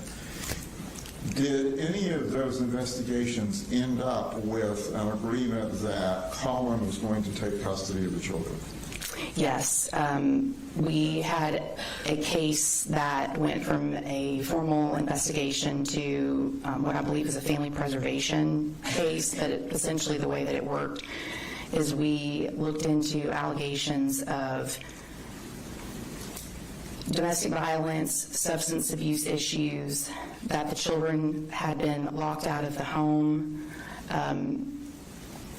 physical abuse targeted at Colt, some verbal abuse, and that case ran from November of 2022 to, I believe, the end of October 2023. And at the end of that case is where, because of several failed drug screens by the mother, and essentially corroboration to an extent by collateral sources that the children were facing abuse, but Colt in particular, that's when we went ahead and placed the children with the father. Since he retained his legal rights, we try to avoid foster care if we can, if we don't have identified issues with a parent that is able to take care of them, which is what our assessment was. Now, as a frame of reference, can you outline for the court how a general investigation of that nature would take place? How it would go from the investigation to family preservation to a custody agreement? Generally, what happens with any defects case is that we're going to get a report that alleges child abuse or neglect. It'll be specific types that that serves as the basis of what we investigate. If we actually have enough information to assign it for investigation, that's what a lot of people understand to be like child protective services. We'll do that investigation. I think we generally try to complete it within 45 days. Sometimes it can run longer, but what we're looking for is anything to substantiate the allegations of abuse. And we talk to the children, we talk to anyone else involved in their lives, we look at records, that kind of thing. We will unsubstantiate or substantiate the claims, and then at that point is when we decide if we need to stay involved or if we can safely close the case. In this particular matter, after we determined that there were still ongoing safety issues, we moved the case to that family preservation services type that I described, and that's when we're trying to deploy interventions that can mitigate ongoing safety concerns. How do you determine if allegations are substantiated or unsubstantiated? It's going to be a combination of sources. So we're going to look, we use a preponderance of the evidence standard, but what we're looking at is information that we gather from the children, from family members, from parents, records, like school records, medical records, different types of interviews and written sources to look at that and see if it meets the standards of the allegations that were made, but we may also uncover new allegations that, based on the evidence, we end up substantiating. And does substantiation necessarily mean it gets into court?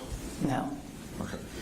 So in this case, you're talking about in 2023, Colin got custody of all 3 children? I wouldn't describe it as him getting custody necessarily, because he still technically had it as they were married. I think they remain married. I could be mistaken.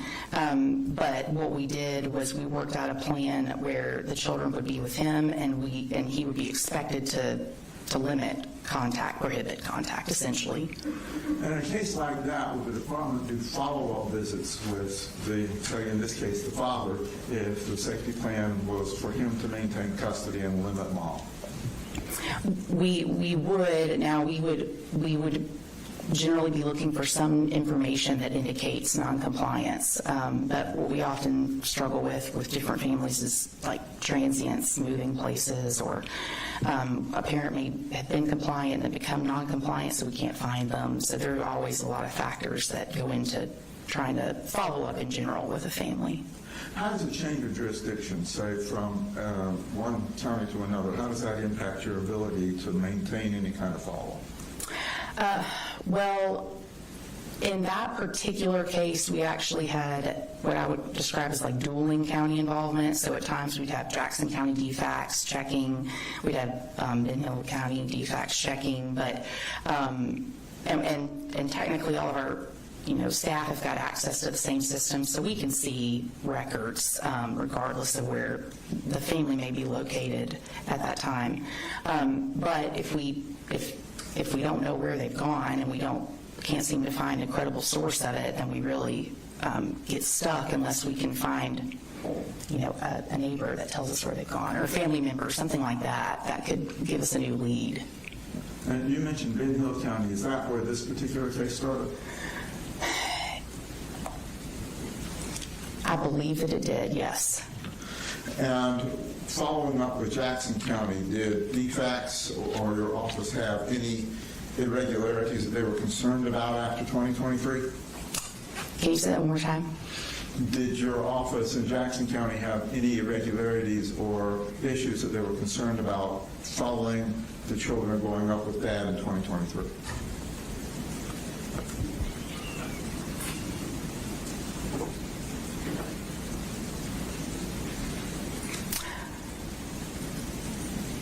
I can't readily recall anything. I think that because we had done pretty extensive work with the family, and we had this understanding that their father would continue to be making caregiving decisions, that's when we felt like it was safe to close the case. We hadn't gotten any reports.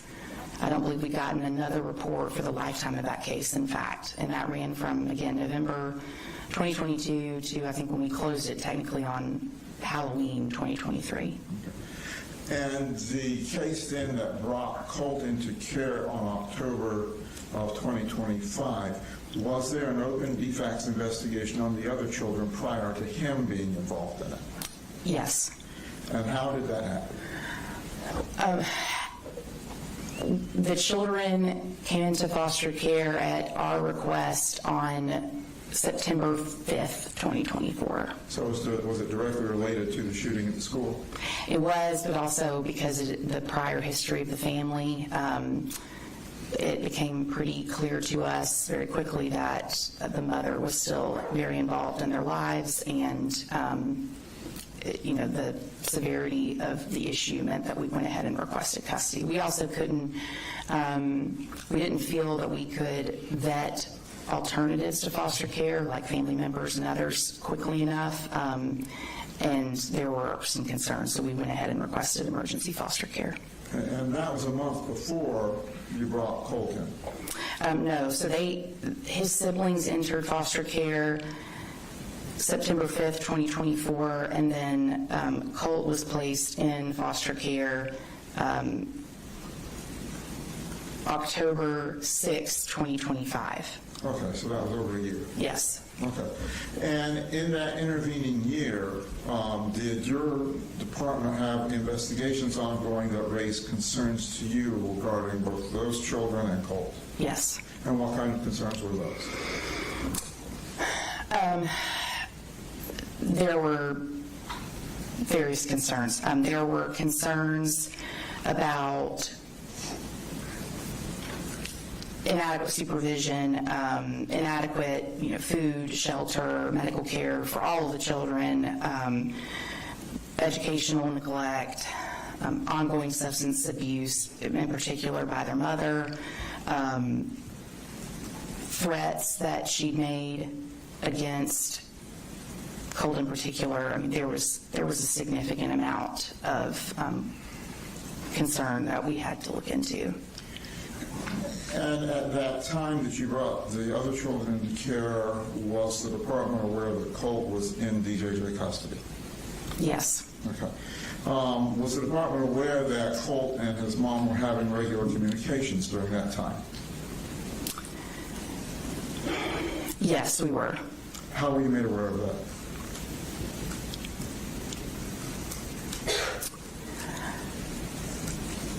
I believe it was a combination of information from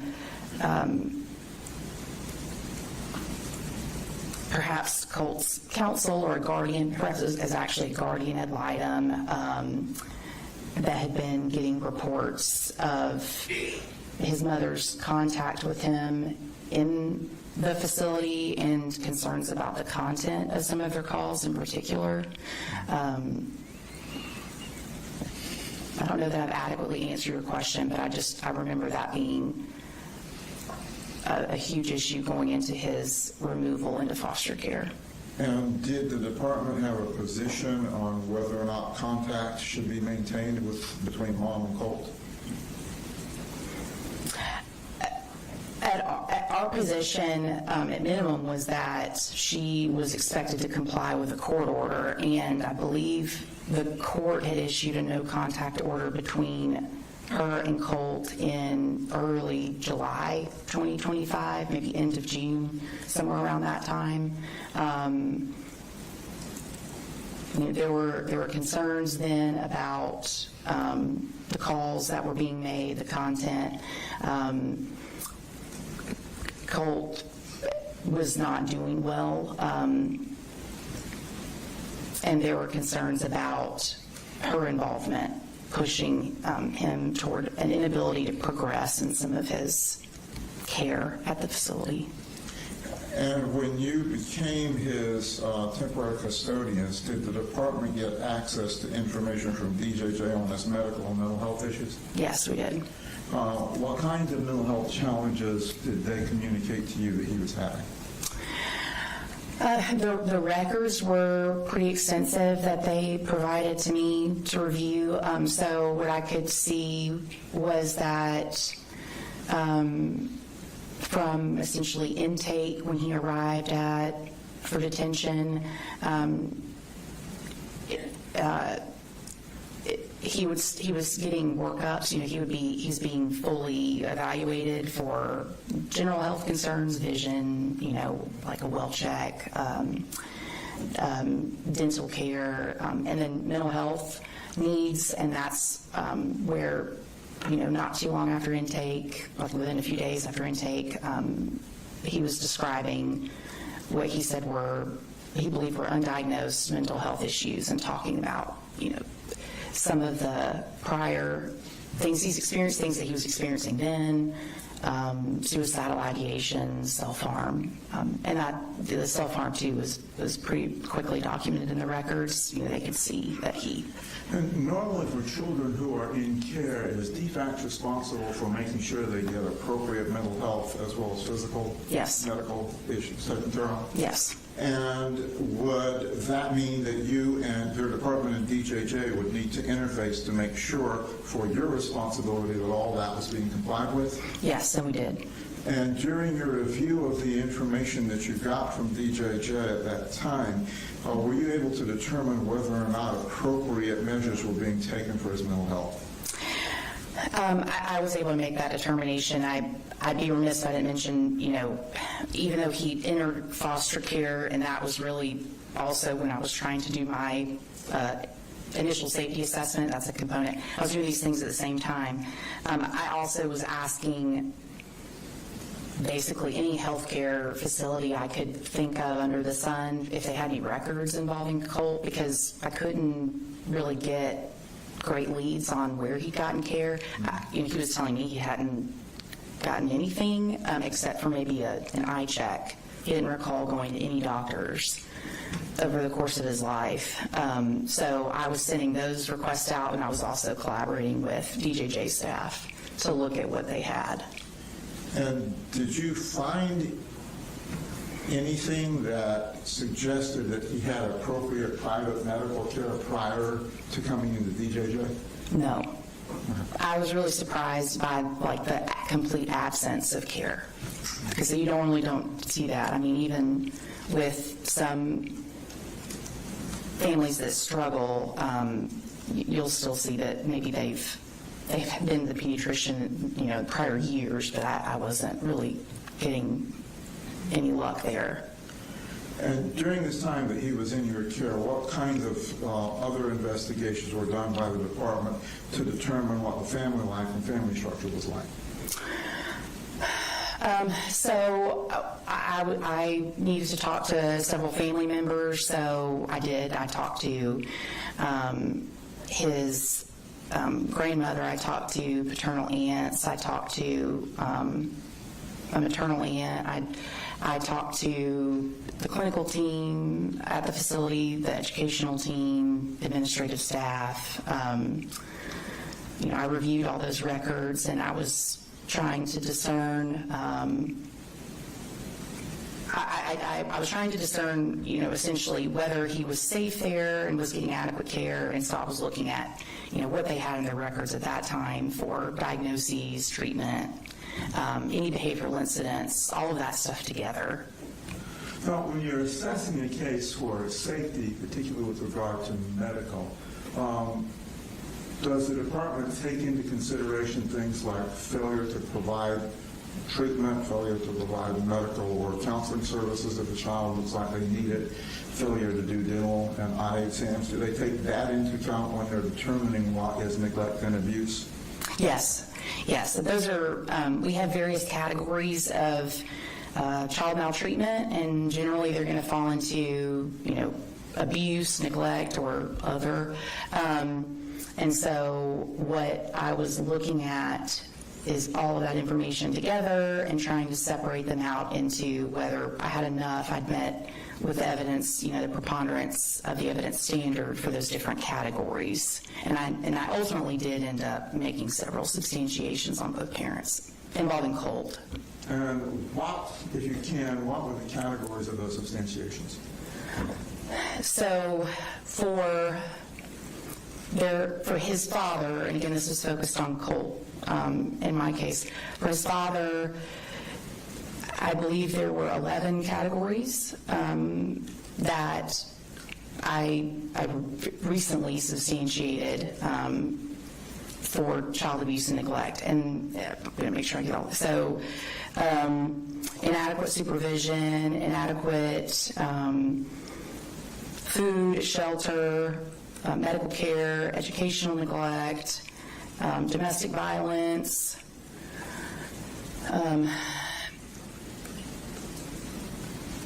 lack of psychological care. Let's see.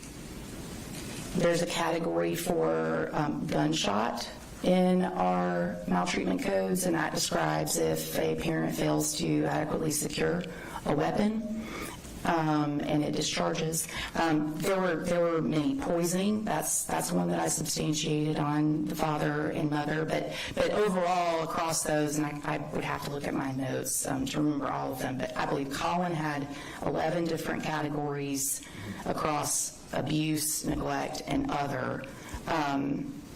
Imminent risk of harm is the other category. That's where if they fail to comply with prior cases and now the children are in harm's way. Marcy actually, I think, had 12 substantiations, so more than Colin, and the reason for that is that I found enough evidence that she was physically abusing him. There were several sources that got into detail about how he was the target of her ire for various reasons over the years.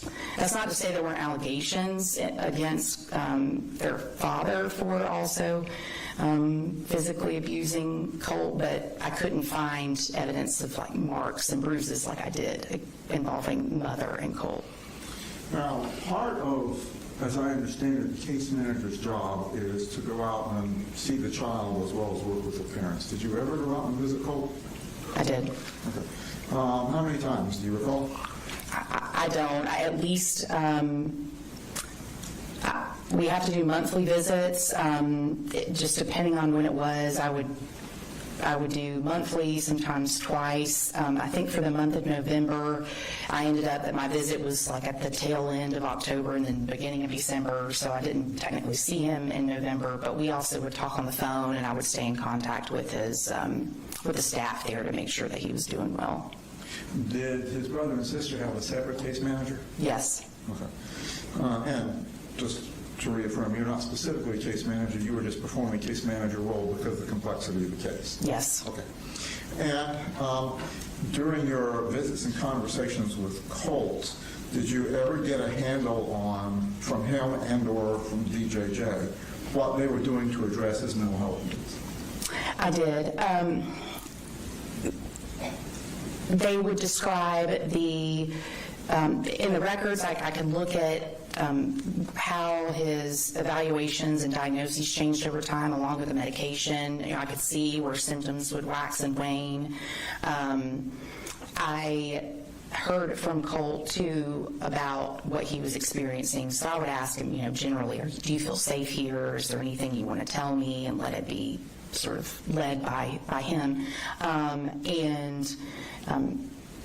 Some concerns that I heard were that he was having a hard time sleeping. There were several self-harm incidents. They would adjust his medication. But the best I can tell from the records, I think that he arrived in September of 2024 and for several months didn't have medication. They were still doing a lot of evaluation, but he was describing what he was experiencing and seeing or hearing, anxiety. At times he would say mania or psychosis, and they would adjust accordingly. And did the records reflect any improvement in his behaviors while he was being treated? Yes. Okay. Did you have an occasion to talk to the personnel at the YDCs? I did. And did they also reflect that he had improved while he was on medication? They did. And one of my earliest notes, I think this was in fact my first visit to see him on, I think it was October 8th of 2025. The staff said that, so I had my meeting with him, I then met for some time with staff, and my takeaway, which I have in my notes, is that they believed that the no contact order that had been effectuated against his mother in July, I believe, of that year, combined with the start of medication, those two things together had changed him into essentially a different child. He was sleeping better. He was eating. I believe it was that time that he went from losing a lot of weight because he thought he was being poisoned to starting to eat more, and they felt like no contact and medication is what the difference maker was. They believed that his mother was fueling this like ongoing obsession with school shooters, and that then seemed to change direction for him. He started participating more in a lot of other positive improvements. Now, Colt during this time was 14 and 15 years old, right? Yes. Okay. With your experience with DFACS, is that a critical time for children in their development? I'm not an expert in that area. Primarily, I'm an administrator of the agency, but I have been in charge of DFACS now for 5 years, and that, especially for younger boys, is a really important time in their lives. We are concerned about more and more reports and investigations where teenage kids are exposed to awful things online. Now, when you had your meetings with Colt, did he talk to you about wanting to have contact with his mother? Yes. What was his position on that? He misses her, and he still misses her. Is it the department's position that it's in his best interest to maintain the suspended contact? I don't think that it's in his best interest for her to have contact, but I can tell that he desperately misses his mother. Okay. During this time also that he was in your care, were steps taken by the department to initiate any kind of psychological evaluations for him? Typically, we'll try to coordinate at the start of foster care that the child receive a trauma assessment, which they get through Medicaid. All children in foster care are on Medicaid. And a CCFA, which I think is like a comprehensive child and family assessment. I was not able to do those for a couple main reasons. He had gotten an extensive workup to evaluate trauma, is the response I got back from his clinical team. They didn't really want to have off-site contracted providers coming in-house to do that work. And I wanted to respect the process. I didn't have a case to compare it to either, so I wanted to just do my best with what we could. And so you weren't able to get any independent evaluations? No, but based on what I had heard from family members and others, there were some things I would have wanted to get checked. He had some very early school records that indicated it was either a 504 or an IEP with some concerning behaviors, and I wondered if he needed to be evaluated for autism spectrum disorder and some other things. Did you, in your investigation, come across information that indicated that prior to the shooting, Colt had tried to get help from his family?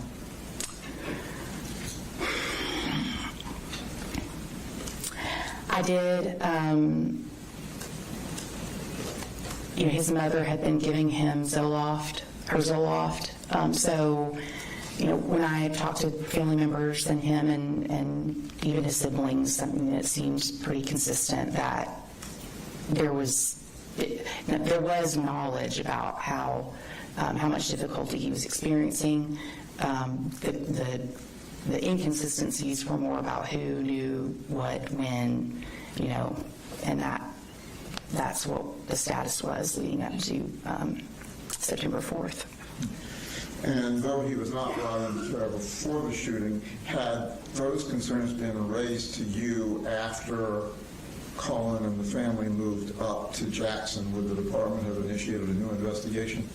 Say that one more time. Though he was not brought into care until after the shooting, had those concerns about his call wanting to get some help and the inconsistencies as to who knew what when, would that have been enough to raise concerns to the department to begin an investigation in Jackson County? I believe it would have been. And when, while he was at the YDC, were you familiar with what his diagnosis was? Yes. Okay. Now, what can you tell us about that? Obviously, it goes into confidence areas that you can't divulge, but what can you tell us about that? So my best recollection is, and this is like several hundred pages worth of documents, so bear with me, but that he came in, he did extensive screenings at intake. There was pretty regular involvement with like clinical review for the symptoms he was raising. There were some self-harm incidents. He was getting therapy, but I think it was the summer of 2025 when he, best I can tell, is when he started taking medication, and then there was consideration for generalized anxiety disorder, PTSD. At some point there was social conduct disorder. I don't believe that's still a diagnosis, or wasn't at the conclusion of my investigation on that limited record set. There was considerations for malingering that I believe got phased out. He was telling staff that he had. Your Honor, I want to politely object. I don't think there's anything unclear going on, but we've already had a forensic psychologist that forensically went through all these things for this purpose and had a detailed report that is presented to the court about all these things. She seems to be trying to go more as a layperson, reading these reports, trying to remember them. I believe it could be confusing in that this has already been presented in a more forensic, professional way, not taken back from her, but like she's trying to remember what she read, whereas the other witness was there at the time. I think because it's the same thing, it's just confusing. And, part of her investigation, and this goes to some of the conclusions that she's going to make with regarding the rest of the family going forward in the case, even though we will reach a point at which Colt will be removed from foster care. So obviously the doctor that testified earlier had the background. He was admitted as an expert to go into those things. I recall his testimony and have extensive notes from it. I'm going to allow her some leeway to testify, but I realize she is just recounting what she's read in reports and that she's not a mental health expert. Thank you, Judge. Okay. So, again, you can go ahead and complete your understanding of what his diagnosis was relative to your investigation. It changed over the course of their evaluations. So, he had reported some family history too of diagnoses like bipolar disorder and schizophrenia, and so there's some notes about that throughout. Mm-hmm. What happened with Colt's position as foster child? Well, he was in RYDC. What happened after that? He was essentially in the dependency case in juvenile court.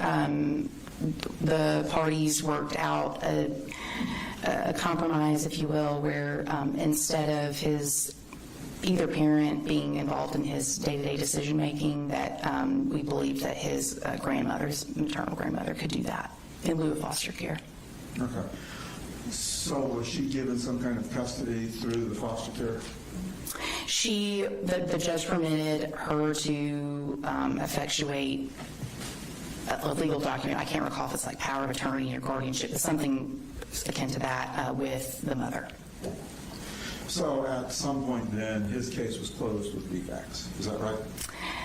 His foster care case was closed. The investigative part, looking into the allegations of abuse and neglect, has continued. It's still technically open. Since that's still technically open, does the department have a direction that they're going with that? Now that I have made substantiations against his parents, my plan is then to just formally work through the administrative process of closing out the case. If there were new reports that we got, then that could extend it. That's not uncommon either, but that's the status right now.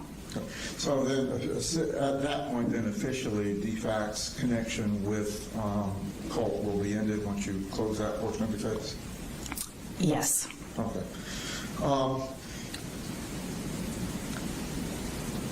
As you reach your conclusion, would it be the department's position that it's in Colt's best interest to remain not having much contact with his family until his legal position is resolved?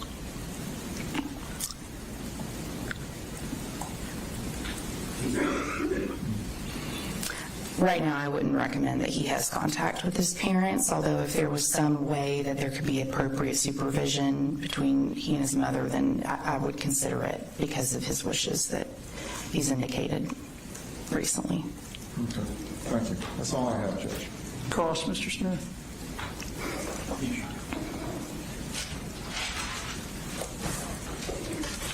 Hey, Ms. Gross. I'm Brad Smith of the District Attorney's Office.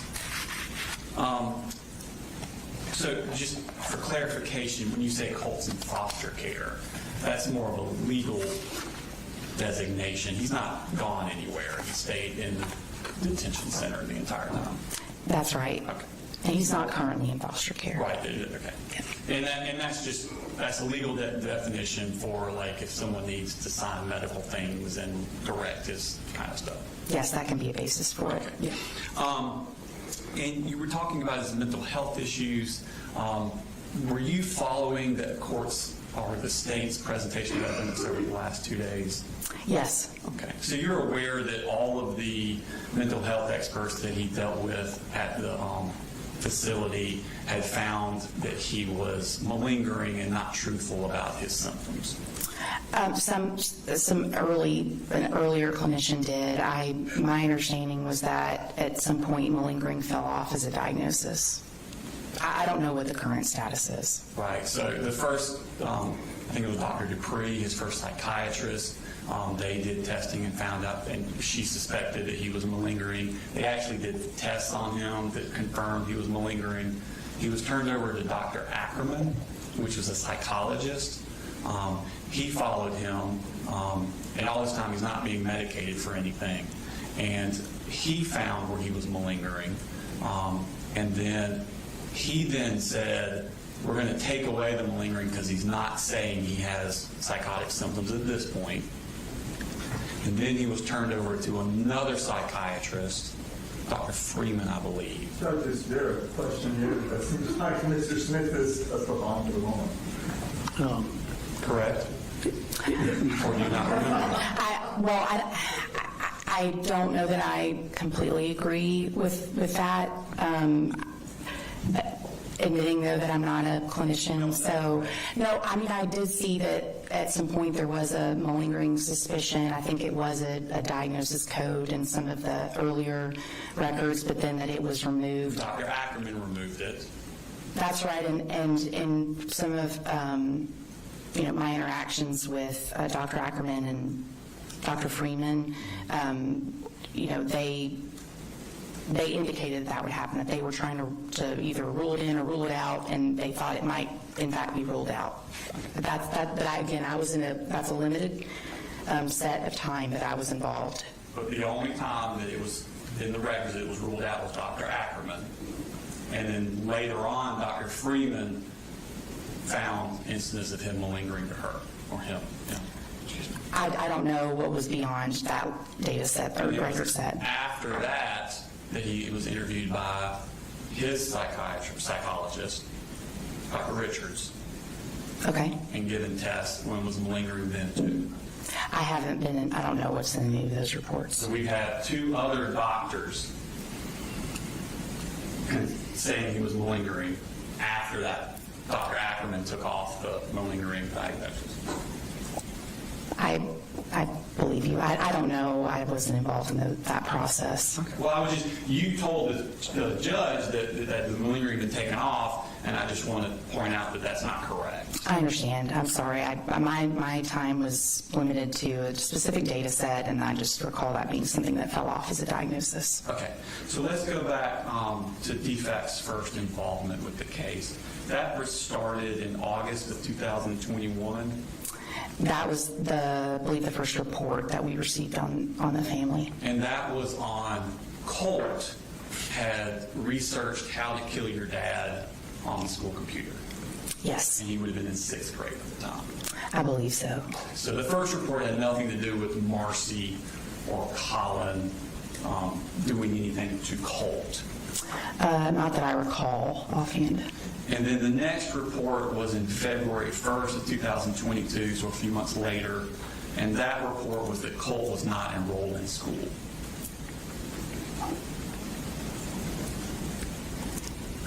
I believe the next report was one alleging physical abuse by Ms. Gray. Okay. So that would have been between the August and the February one?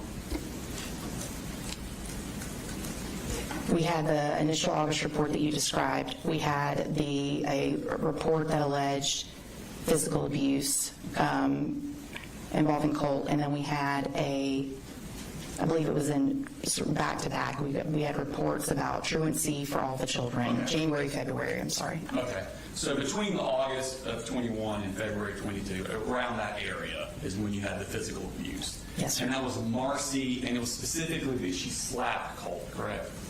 It was, yes, that she slapped him and that he had a swollen lip. Okay. And then, so then you had, in February, you had, all the kids weren't enrolled in school, but Colt specifically. I believe the report it had for all the children, being that they were excessively truant, it was like over 20 days for each child. And then the next report came in, that was February, the next report came in that November. Yes. And that was Marcy being intoxicated. It was several allegations. That I think was probably the primary one is substance abuse, but there were also concerns about the children's hygiene at school. The parents arguing like domestic violence allegations, that type of stuff. And the domestic violence was between the parents with each other? Yes. Okay. And then fast forward a whole year to October of 2023 is the next issue, and that is Marcy test positive for drugs. That case, I think what you're saying is that case ran from November 2022 right to basically October, the end of October the following year. Right. And that's because of a failed drug screen, one of a few in fact, but right. Yeah. And then, so that was October, y'all gave the kids to the father. Yes. And then the case was closed on October 31st, 2023. Yes. Okay. So what we have here, the allegations are truancy, hygiene, and mom's using drugs, and there was one incident in 6th grade where mom slapped him. There was for the case that involved allegations of physical abuse involving mom and Colt. It was more than one occasion of the allegations of hitting, but that was a very short case compared to the November 2022 to October 2023. And that was back when he was in 6th grade. I believe so, yes. So in 2021 was allegation of mom physical abuse with him. Yes. But all you have substantiated is a slapping with the lip. And in fact, it wasn't substantiated. We had contradictory accounts from the children. So that was not substantiated? It wasn't. The children had different versions. Okay. Now, you said, you testified on direct that new things categories have been recently substantiated. Mm-hmm. What do you mean by recently substantiated? So a defects investigation per policy, I think, is supposed to be completed within 45 days. It can run longer. It just depends on the case. Often, if you have history with a family, then you're not often. You have to look at all of that. And then if the current issue that you're investigating has multiple allegations, it can run longer. And in fact, mine did. So my substantiations were across multiple categories. And then I issued official notice, I think it was last Wednesday. Last Wednesday? Yes, sir. And when did you agree when was it agreed that you would be a witness in this case?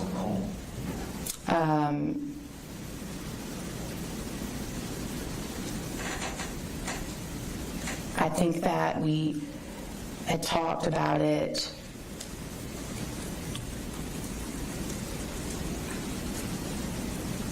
leading up to the start of this. I mean, I kind of expected a subpoena, so I've been preparing one way or another. And I knew coming that I could be called, but he asked if I would be here. Okay. So what I'm asking is, what came first? You knowing you were going to testify, or you substantiating these new claims? Oh, I substantiated first. I didn't. Last Wednesday? Yes. Okay. And you said there were several sources for these new claims. What were the several sources? Record review, interviews with different people, children, family members, other people that are involved in the children's lives. Okay. So these several sources are Colt's family members? Not just that. I mean, it could be the guardian ad litem that is assigned to any of the kids. In fact, it was. And then I'm trying to make sure I cover everybody that I've talked to. DJJ staff. I mean, so it wasn't just family members, but that's generally the universe of what I recall. Process of substantiation, how long are we talking about where these sources came forward with these new claims? Oh, I mean, they're not necessarily new. It's just that I was trying to make sure that I did a thorough investigation into each of them, and it was just significant review of materials. Was it before or after Colt decided he was going to plead guilty and y'all knew there was going to be a sentencing hearing? I didn't know what his goal was going to be for court. Okay.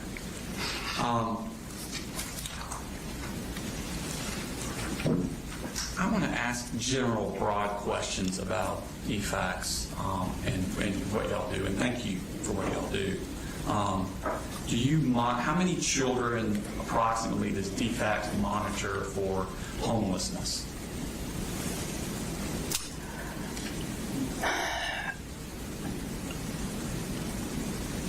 If you mean for open investigations that we have for homelessness, monitoring the children. Oh, I don't know what you mean by monitor. I mean, we probably get several hundred thousand, maybe a couple thousand. That's almost pure speculation on my part right now about reports that have that allegation is one or many. But generally, we're not going to be investigating homelessness. We try to differentiate between like a poverty issue versus, actual abuse or neglect. What about malnourishment? I don't know the number offhand, but I mean, if it's also sort of a sliding scale to try to determine if it rises to the level of abuse or if it's neglect, abuse, or poverty. And so we'll be looking at prior history. We'll look at what collateral sources tell us as part of the initial safety assessment if we get a report that makes that allegation. And how many investigations do you think in a year are for allegations of severe beatings of children? The majority of the reports that we get in any given year are going to include an allegation of neglect. It's going to be primarily neglect in basically every county in terms of number of reports. For physical abuse, I can't recall where it falls in the like top 5, but I could probably get that information for you. We have it publicly posted. We're talking hundreds, thousands? Probably thousands. We get, I think last year we opened several thousand cases in general. I mean, so they would fall within those. Same general idea about how many do y'all get referrals for children that had intentionally broken bones by their caregivers?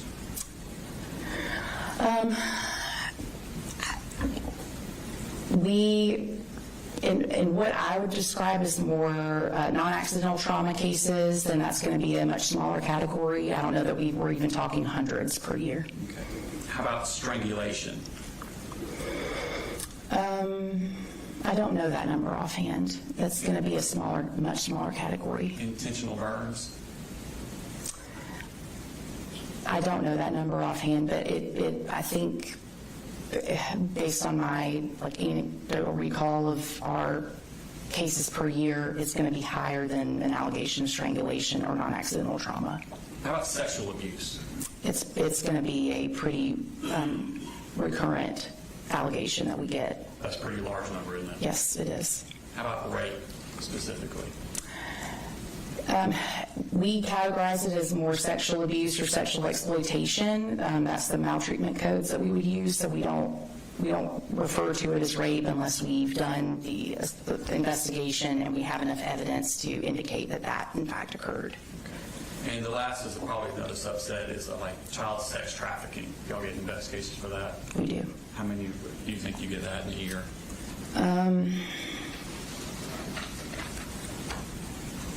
Several hundred, maybe we're looking at 1,000 to 2,000.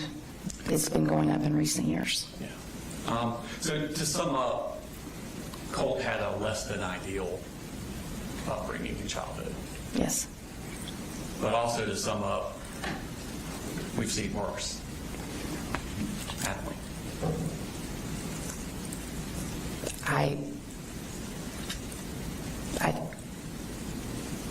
I think that's fair, but child abuse or maltreatment in general is something we just want to try to avoid or work with the children to address the trauma. I agree. Thank you. Can you redirect?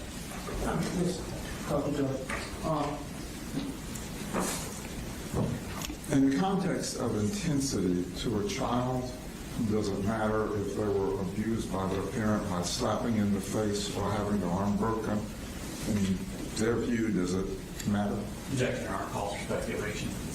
So she works with an agency that has to make these determinations all the time, and when they're working to reunify. Calls for speculation. Yeah, I'll sustain it. I think slapping in the face is not as bad as intentionally breaking a bone, but got another question. Okay. Within the context of DFAC's policy, you don't really monitor cases, do you? You get them on referral? Correct. Okay. So your resources with the department don't allow you to track every child or every circumstance that exists in the state of Georgia, right? That's right. We rely on reports. Okay. Is it reasonable to believe that not all cases that have severe abuse are reported? Can you say that one more time? Is it reasonable to assume that not all cases that have severe abuse are reported to DFACs? Yes, it's reasonable. We often will find out later. And when you get a referral and a report, do you have a legal obligation to follow through and make sure, whatever the intensity of the allegation, that the case is investigated? Yes, and we have extensive policies that help guide case managers on what they should do based on the maltreatment codes alleged. And is there a policy on how you handle families who have recurring referrals to DFACs? There are several policies that apply, yes. And so if a family has more referrals than, say, the standard, which may be one time over spanking a child, several things, and it may not be severe each one. How do your policies interpret the way you approach that fact?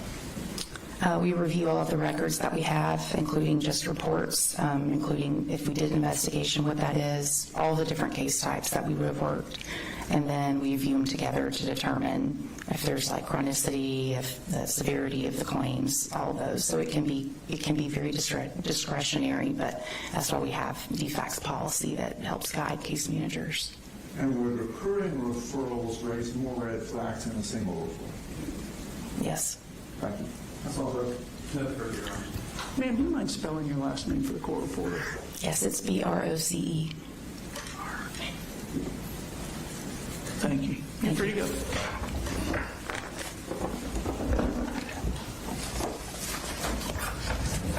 Mr. Allen. Hey, Judge, I have one more witness. I don't know if the court wants to break it out for lunch, or this witness, I don't know. I'm not sure how long it's going to take. Do you think she's one, or he or she would be one before? I mean, we'd get done by 12 with them, or do you think they're going to be on the stand for an hour or two?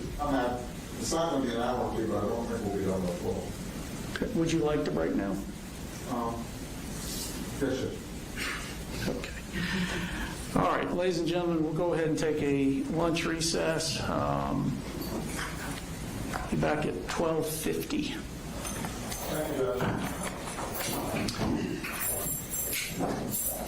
Council.